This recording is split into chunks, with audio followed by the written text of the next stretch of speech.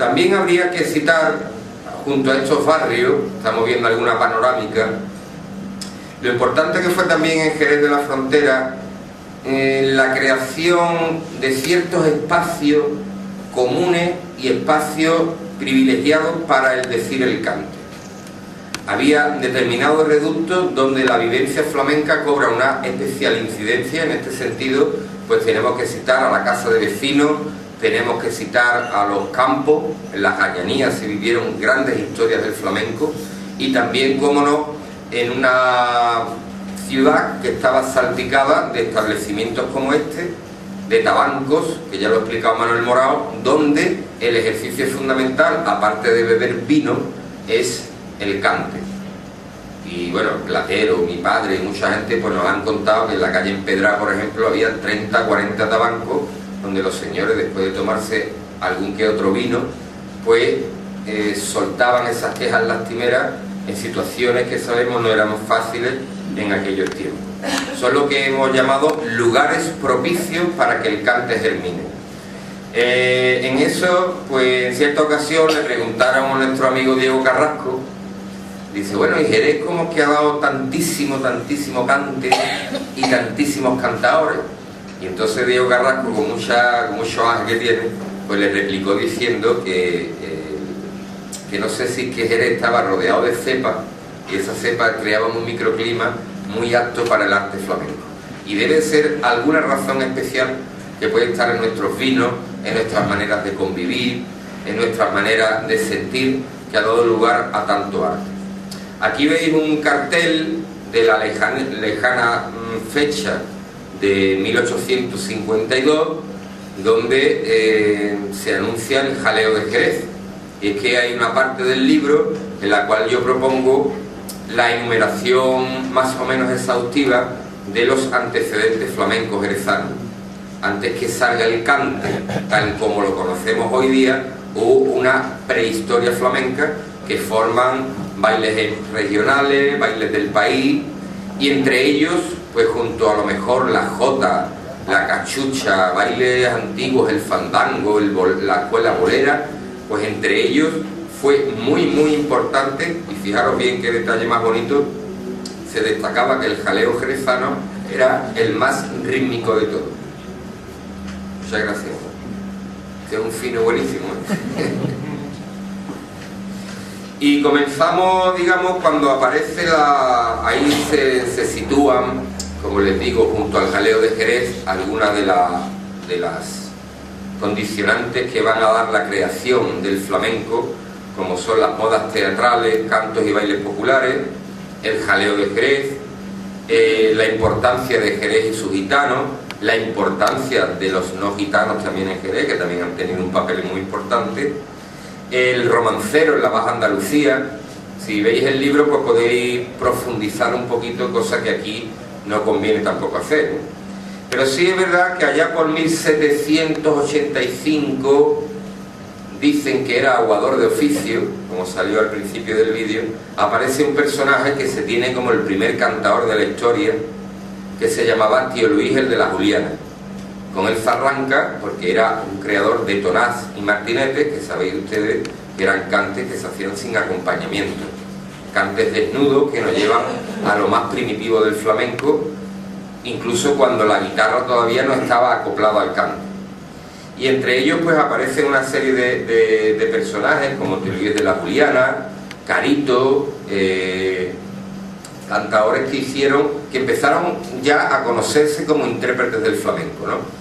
Había nacido, no digo una profesión, porque yo no creo que estas personas fueran profesionales, pero había nacido un nuevo personaje en el panorama de la ciudad, y me acoto a Jerez de la Frontera, que fulanito era cantador de flamenco, cantador también, ¿no?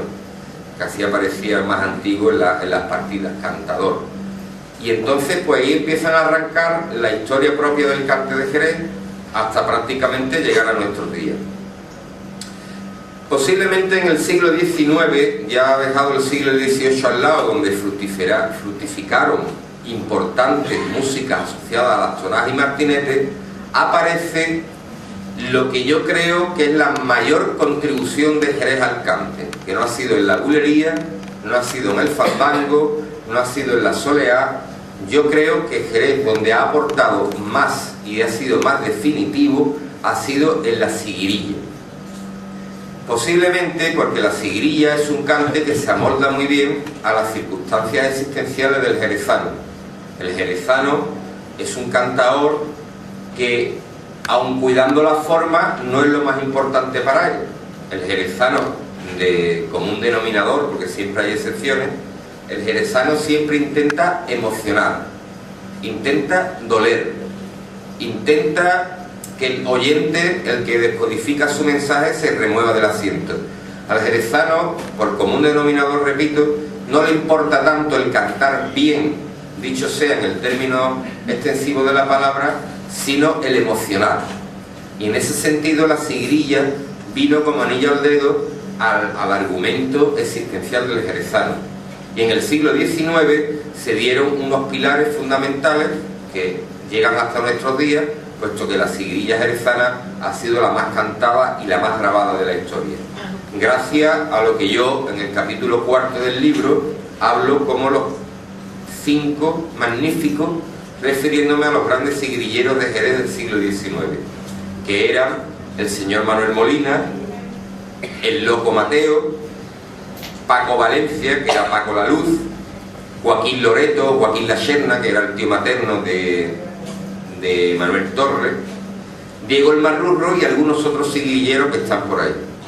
Este es uno de las pocas fotos que tenemos del siglo XIX donde aparecen siguirilleros jerezanos, en este sentido el Loco Mateo. La Serrana, que fue otra importantísima siguirillera, hija de Paco la Luz, y que llegó a grabar nada menos que con Manuel Torres placas de pizarra. Si vamos avanzando en el tiempo, hemos dejado a un lado las tonadas jerezanas, los grandes siguirilleros jerezanos, que como digo, la siguirilla jerezana adoptó una fórmula que sigue siendo bastante cantada hoy día, a dar paso a los intérpretes jerezanos de la soleá. Y en este sentido hay que citar a 2 grandes columnas, fundamentalmente a Merced Fernández la Cerneta. Ustedes en algunos libros, algo que se desmiente en el tratado que yo les propongo en De Jerez y sus cantes, encontrará que los cantes de la Cerneta se atribuyen a Utrera, porque a un historiador, es que los historiadores del flamenco muchas veces para colgarnos, a un historiador le dio por decir: es que la Cerneta se marchó con 12 años a Utrera. ¿Y usted cómo lo sabe? Ah, que me lo han contado. Y ese es un problema que tiene la flamencología, donde a veces importa más lo que me han contado sin una base argumental que los datos, digamos, extraídos de distintos archivos. Gracias a un equipo de investigación que también está en la radio, que somos como una familia ya de tantos años, como José Manuel Martín Barbadillo, Diego Alba, Alfredo Benítez, pues gracias a José Manuel Martín Barbadillo fuimos descubriendo que Merced Fernández Vargas, que así se llamaba, la Cerneta de Jerez, no se fue de Jerez con 12 años. Eso había sido un invento, por así decirlo. Se fue ya bastante mayor, porque estaba censada en el barrio de Santiago, en una casa donde además convivían con el Loco Mateo, Paco la Luz, Frijones y otros muchos. Pues se fue ya con casi 50 años a Utrera. Por tanto, Utrera nos debe devolver varios estilos de soleá que son nuestros.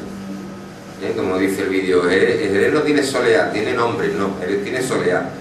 Y la Cerneta, nada menos que se le adeudan 7 variantes distintas de soleá, que por supuesto son de corte jerezano.